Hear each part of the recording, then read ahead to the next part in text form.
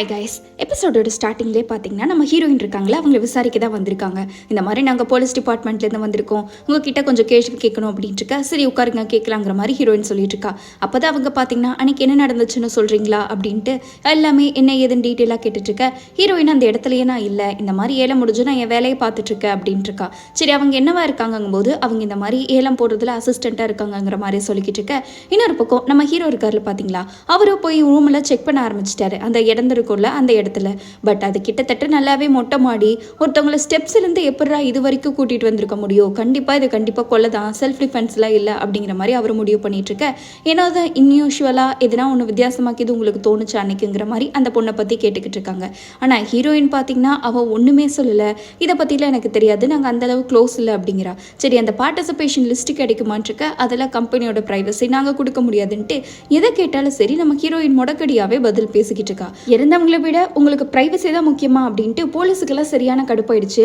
But யார் என்ன கேட்டாலும் சரி அப்படின்னா நீங்கள் இந்த ஃபார்மலாக இந்த லீகலாக வாங்கணும்ல நோட்டீஸு, அதெல்லாம் வாங்கி அனுப்புங்க, நான் அப்போ கொடுக்குறேங்கிற மாதிரி சொல்லிட்டு இருக்கேன். சரி அந்த டைமில் நீங்கள் எங்கே இருந்தீங்க, நீங்கள் ரொம்ப சந்தேகப்படுற மாதிரியே பேசிகிட்டு இருக்கீங்களேன்னு போலீஸுக்கே டவுட் வந்துடுது.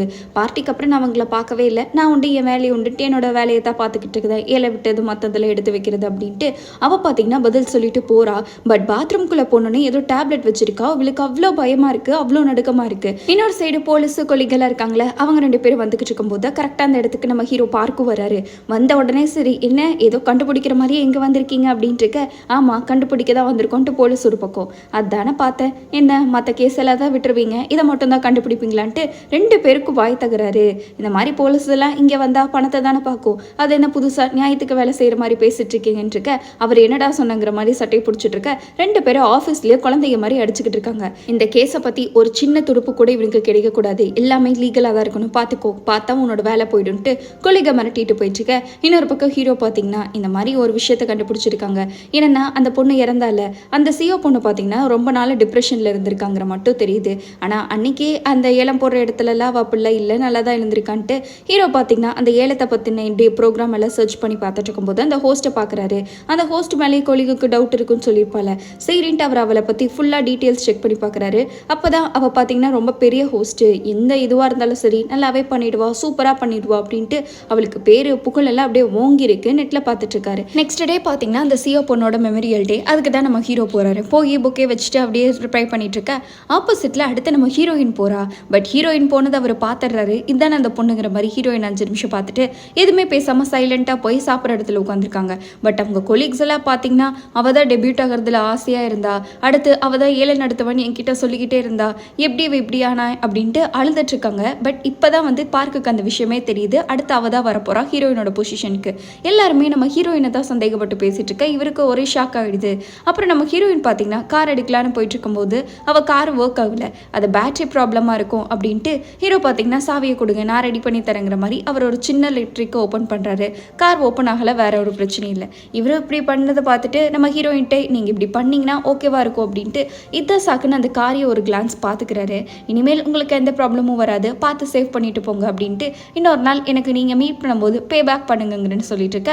ஹீரோயினும் சரி அப்படின்ட்டு கிளம்பிடுறா. பட் நம்ம ஹீரோயின் தான் அவ்வளோ முட்டாளெலாம் கிடையாதுல்ல. போகும்போது அவளுக்கு இவன் மேலே டவுட்டாக தான் வந்துக்கிட்டு இருக்கு.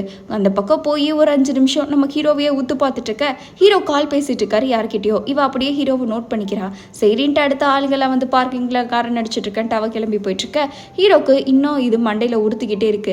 யாரா இவ, ஏதோ ஒன்று சரியில்லையே, அவங்க ஃப்ரெண்ட்ஸ் எல்லாம் இப்படி பேசிட்டு இருக்காங்களேன்ட்டு சும்மா இந்த பாலிசி இருக்குல்ல, அந்த பொண்ணு செத்துரு பாலிசியோ அவளோட பாலிசியை பற்றி செக் பண்ணிக்கிட்டு இருக்காரு. ஏன்னா மேபி இன்சூரன்ஸ்க்காக கூட இருக்கலாம் அப்படின்ட்டு.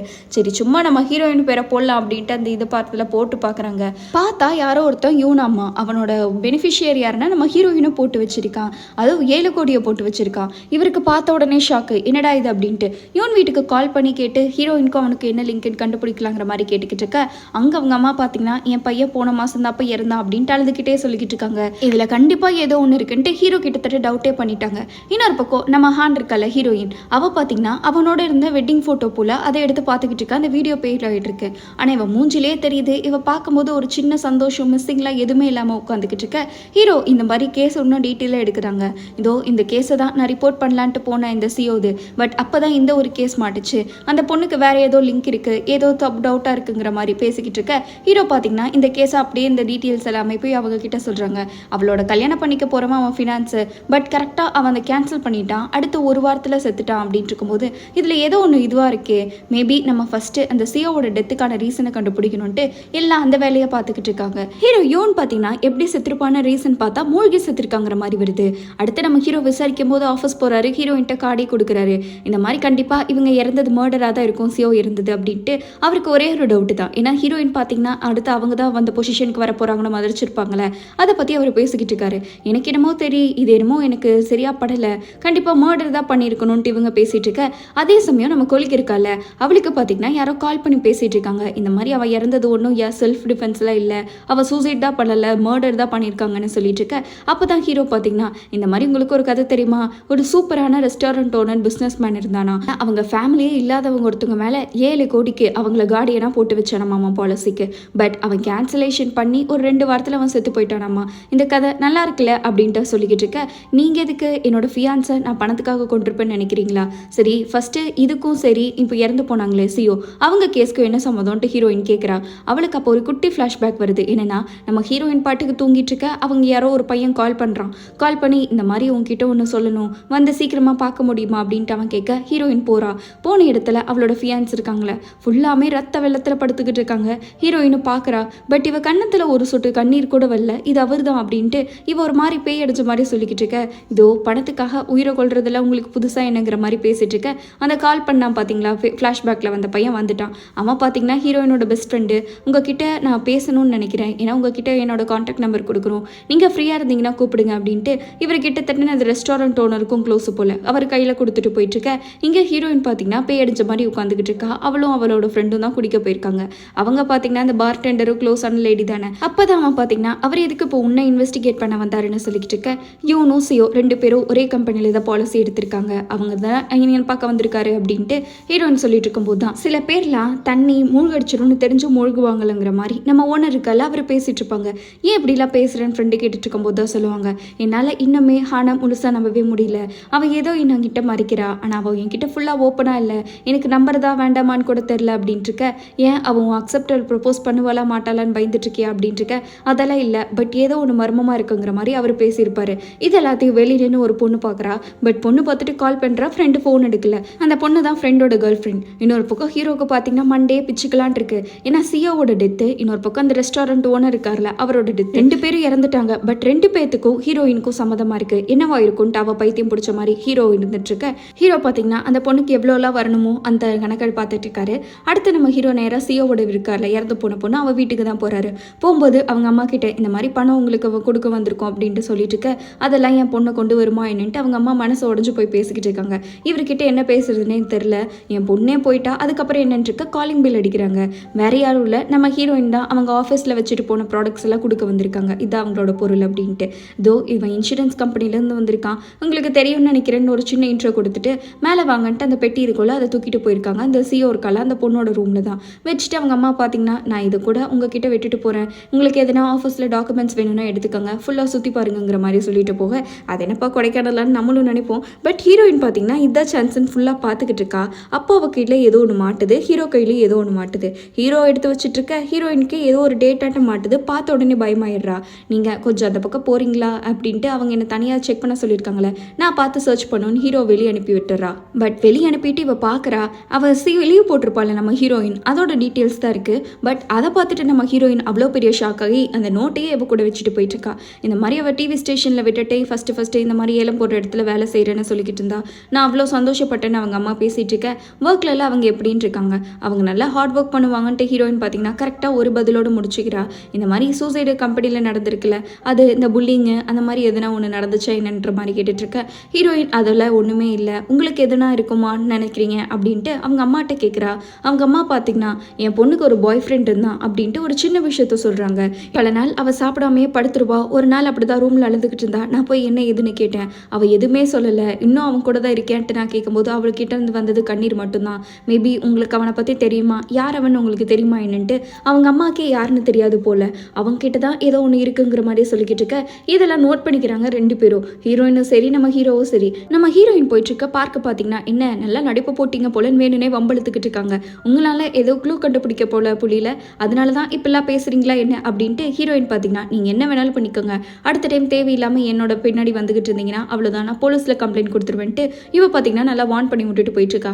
இன்னொரு பக்கம் போலீஸும் நம்ம கொலீக் சொல்லியிருப்பால அந்த டீட்டெயில்ஸ் வச்சுலாம் பார்த்துக்கிட்டு இருக்காங்க. அடுத்து அவங்க கிட்டேயும் இந்த யூனோட கேஸ் தான் மாட்டுது. அவங்க இந்த மாதிரி ஃப்ளோட் ஆயிடுச்சு, பாடி மூழ்கி தான் இறந்தாங்கிற மாதிரி சொல்லிக்கிட்டு இருக்காங்க. அவருக்கும் டவுட் வந்துட்டு இருக்க. இன்னொரு பக்கம் எவனோ ஒருத்தன் டூப்ளிகேட் காரன் போல, ஐ மீன் இந்த இன்சூரன்ஸ்க்கு பணத்தை எடுக்கணும்ட்டு இருப்பானுங்கள, அதே மாதிரி தான் ஒருத்தர் கால் பண்ணி இந்த மாதிரி ஒரு சின்ன வண்டியை கொண்டு வந்து எங்ககிட்ட சிறுசாக அடிச்சிரு, நாங்கள்லாம் வெயிட் பண்ணிக்கிட்டு இருக்கோம், காயெல்லாம் பெருசாக இருக்கக்கூடாது, அதுக்கப்புறம் நாங்கள் இன்சூரன்ஸ் கிளைம் பண்ணி உனக்கு ஒரு 10% ஷேர் கொடுக்குறோம் அவனுக்கு போயிட்டு இருக்க. ஹீரோ அவ்வளோதானே, இருங்க நானும் வந்துடுறேன் அப்படின்ட்டு இவரும் பார்த்தீங்கன்னா போறாரு. பட் அவனுக்கு சின்ன காரில் வருவாருன்னு பார்த்தா ஹீரோ லாரியெல்லாம் எடுத்துகிட்டு போயிருக்காருங்க. அவன் பதறி அடிச்சுட்டு ஓடிக்கிட்டு இருக்காங்க, டே விட்றான்ட்டு. ஆனால் ஹீரோலாம் விடுற மாதிரி இல்லை, பின்னாடியே பிடிச்சி சரியான ஃபாலோ பண்ணிட்டு இருக்காங்க. டே விட்றான்ட்டு அவன் உட்காந்து கதறிக்கிட்டு இருக்க. இருடா உனக்கு இன்சூரன்ஸ் தானே வேணும், நான் கொடுக்குறேன்ட்டு ஹீரோ பார்த்தீங்கன்னா போயிட்டு இருக்க. அவசரத்தில் அவன் ஏதோ ஒரு லாரி மாதிரி மோதிடுறான். மோதினோடனே அவனுக்கு ஒரே கிரில் ஆயிடுச்சு. இப்போ என்ன உனக்கு சாவணும் அவ்வளோதானே, நான் ஹெல்ப் பண்ணுறேன் அப்படின்ட்டு இருக்க. அதுக்குள்ளே நம்ம ஹீரோ பார்த்தீங்கன்னா ஏதோ ஒரு ஃப்ரெண்டை போலீஸை போல அவனை கூப்பிட்டு விட்டுறாங்க. ஏன்னா இவரும் ஒரு டிடெக்டிவாக தானே ஒர்க் பண்ணியிருப்பாங்க. அழகாக அப்படியே தூக்கி போட்டு போயிடுறாங்க. இன்னொரு பக்கம் நம்ம ஹீரோவும் டிடெக்டிவாக தனியாக பேசிட்டு இருக்காங்க. ஹீரோ பார்த்தீங்கன்னா அந்த யூன் இருக்கான்ல, அவன் செத்து போன கேஸை பற்றி தான் விசாரிக்கிறதுக்கு இவனை வர சொல்லியிருப்பான். இவனும் இந்த மாதிரி அவனை மூழ்கி தான் இறந்தாங்க, நாங்கள் முன்னாடி போறதுக்கு முன்னாடியே அவன் செத்துட்டான், இந்த மாதிரி மீன் பிடிக்க வந்தவங்கன்ட்டு நிறைய விட்னஸ் எல்லாம் இருக்கு, அதில் எதுவுமே ஸ்ட்ரேஞ்செல்லாம் இது வரைக்கும் எதுவுமே தெரியலன்ட்டு டிடெக்டிவ் சொல்லிட்டு இருக்க. அப்போதான் அவர் இந்த மாதிரி சிசிடிவி அங்கே எடுத்தது காட்டுறாங்க. அங்கே நம்ம ஹீரோயின் பார்த்தீங்கன்னா பேய் அடிச்ச மாதிரி நின்றுட்டு இருக்க. இன்னொரு பக்கம் அவளும் சரி அந்த யூன் இருக்காங்களே, ரெண்டு பேரும் ஒரு போட்டில் போனதான் ஹீரோயினுக்கு ஞாபகம் வருது. அவள் ஒரு செயினை பிடிச்சிட்டு அந்த போட்டை நினச்சிட்டு இருக்க. அப்போதான் கரெக்டாக யாரோ இவருக்கு கால் பண்ணுறாங்க. இந்த சேர்மேன் இருக்காங்களா அவங்க தான். இவ்வளோ போய் பார்க்குறா. போகும்போது தான் இந்தா நீ நிறைய இப்போல்லாம் ரொம்ப ஒழிச்சிட்டு இருப்பேன்னு நினைக்கிறேன், ஃபஸ்ட்டு இதை சாப்பிடு அப்படின்ட்டு நம்ம ஹீரோயினுக்கு என்ன பிடிக்குமோ அதை பார்த்து செஞ்சு கொடுக்குறாங்க. பார்க்கவே இவங்க சேர்மேன் மாதிரி இல்லை, கிட்டத்தட்ட நம்ம ஹீரோயினோட அம்மா மாதிரி தான் பார்த்துக்கிட்டு இருக்காங்க. ஹீரோயினும் சரி நான் சாப்பிட்றேன்னு இருக்கேன், உனக்காக தான் செஞ்சேன் அப்படின்ட்டு அவங்களும் பார்த்தீங்கன்னா கொடுத்துட்ருக்காங்க. நான் கேள்விப்பட்டேன் இந்த மாதிரி உன்னோட ஃபியான்ஸ் இறந்துட்டான் அப்படின்ட்டு, என்கிட்ட சொல்லியிருக்கலாம்ல, நீ ஏன் எல்லா பாரத்தையும் சுமந்துக்கிட்டு இருக்க, ஏன் இப்படிலாம் பண்ணிக்கிட்டு இருக்கன்ட்டு அவங்க பார்த்தீங்கன்னா அவ்வளோ கேரிங்காக கேட்டுக்கிட்டு இருக்க. ஹீரோயின் அதெல்லாம் இல்லை, எனக்கு வேலை செஞ்சாதான் நிம்மதி அப்படின்ட்டு அவள் பார்த்தீங்கன்னா ஓனர் கூட வேலை செஞ்சுக்கிட்டு இருக்கா. பட் என்னதான் இருந்தாலும் அவள் வெளியே வரும்போது இவளுக்கு மறுபடியும் பதட்டம் வந்துடுது. ஹீரோ பார்த்தீங்கன்னா சியோட ரூம்லேருந்து ஒரு கார்டு எடுத்துருப்பார்ல, அந்த கார்டை கொண்டு போய் காட்டிக்கிட்டு இருக்காங்க. சியோ பற்றின இன்ஃபர்மேஷன்லாம் எதுனா தெரியுமாங்கிற மாதிரி அவர்கிட்ட கேட்டுக்கிட்டு இருக்க. ஆனால் அவர் பார்த்தீங்கன்னா சியோவா அப்படின்ட்டு எனக்கு பேர் எதுவும் ஞாபகம் இல்லைங்கிற மாதிரி சொல்ல ஹீரோ ஃபோட்டோ எடுத்து காட்டுறாங்க. இதோ இவங்களை பார்த்துருக்கீங்களான்ட்டு. அவங்க பார்த்தீங்கன்னா பார்த்துருக்கேன், இவர் யூன்ட்டு ஒருத்தவங்களோட வருவாங்களேன்னு இருக்க. ரெண்டு பேரும் என்ன ரெடியாக ரப்பர்ஸா நல்ல ரிலேஷன்ஷிப் இருக்கான் இருக்க. அப்படிலாம் தெரியாது, பட் யூன் இவரை கண்டுக்கவே மாட்டாங்க. இவங்க தான் வந்து பேசிட்டு இருப்பாங்க. யூன் செத்துட்டாங்கன்னு ஒரு நியூஸ் வந்துச்சுல, அதுக்கு முந்தின நாள் கூட இவங்க வெயிட் பண்ணிக்கிட்டு தான் இருந்தாங்க யூனை பார்க்குறேன் அப்படின்னு சொல்கிறாங்க. இங்கே ஹீரோக்கு பார்த்தீங்கன்னா பெரிய ஷாக்கு. ஏன்னா செத்து போன சியோ வேற யூன் வேற, ரெண்டு பேரும் எதுக்கு முதல் நாள் மீட் பண்ணியிருப்பாங்கன்ட்டு இவருக்கு மண்டையை பிச்சுக்கிற மாதிரி இருக்கு. ஃபர்ஸ்ட் இந்த இறந்து போயிருப்பாங்களே அந்த இடத்துக்கு போய் பார்க்கலான்ட்டு ஹீரோ வந்திருக்க. போலீஸும் இந்த இடத்துக்கு வந்திருக்காரு. எல்லாத்தையும் நம்ம ஹீரோ உட்காந்து அப்சர்வ் பண்ணிட்டு இருக்காங்க, என்னென்னலாம் நடந்திருக்கும் அப்படின்ட்டு. அவன் ஏற்கனவே செத்துட்டான், பட் ஒரு நாளுக்கு முன்னாடி அவன் வந்து சியோவை மீட் பண்ணியிருக்கான். அதுக்கு ஹீரோயினோட ஃபோட்டோ வேற, அவள் அழுக கூட இல்லைன்ட்டு எல்லாத்தையும் நினச்சிட்டு இருக்க. போலீஸ் வந்து இங்கே என்ன பண்ணுற அப்படிங்கிறாங்க. உனக்கு தெரியாதா இது கஷ்டமான கேஸு, சால்வ் பண்ணி ஆகணும் அப்படின்ட்டு இருக்க. ஆமாம் அது எதுக்கு நீ பண்ணிக்கிட்டு இருக்க அப்படின்ட்டு ஹீரோ பார்த்தீங்கன்னா போலீஸு கேட்டுக்கிட்டு இருக்காங்க. எல்லாத்தையுமே சும்மா மர்டர்னு கற்பனை பண்ணிக்க முடியுமான் இருக்க.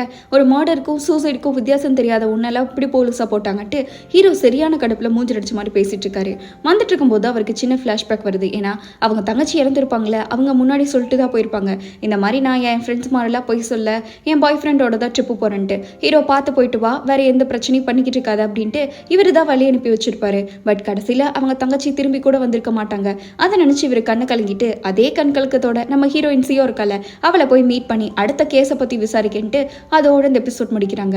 எப்படி ட்விஸ்ட்டை கொண்டு போகிறாங்க பாருங்க கைஸ். ஹீரோயின் ஒரு பக்கம், ஹீரோ ஒரு பக்கம், யூனு சியா ஒரு பக்கம்ட்டு கதையே மாறுது. பட் நம்ம ஹீரோயினோட ஸ்டோரியை தோண்ட பல கதைகள் வரும். இதெல்லாம் பார்க்கணுன்னா நம்ம சேனலை சப்ஸ்கிரைப் பண்ணிக்கோங்க. வீடியோ பிடிச்சிருந்தா லைக் ஷேர் எல்லாம் பண்ணிடுங்க. அதை விட முக்கியமான விஷயம், இந்த ட்ராமா உங்களுக்கு பிடிச்சிருக்கா இல்லையா அப்படின்னு மறக்காம கமெண்ட் பண்ணிட்டு போங்க. அடுத்து ஒரு சூப்பரான ரொமான்டிக் த்ரில்லர் எபிசோட்ல மீட் பண்ணுவோம். அது வரைக்கும் பாய் ஸ்வீட்டீஸ்.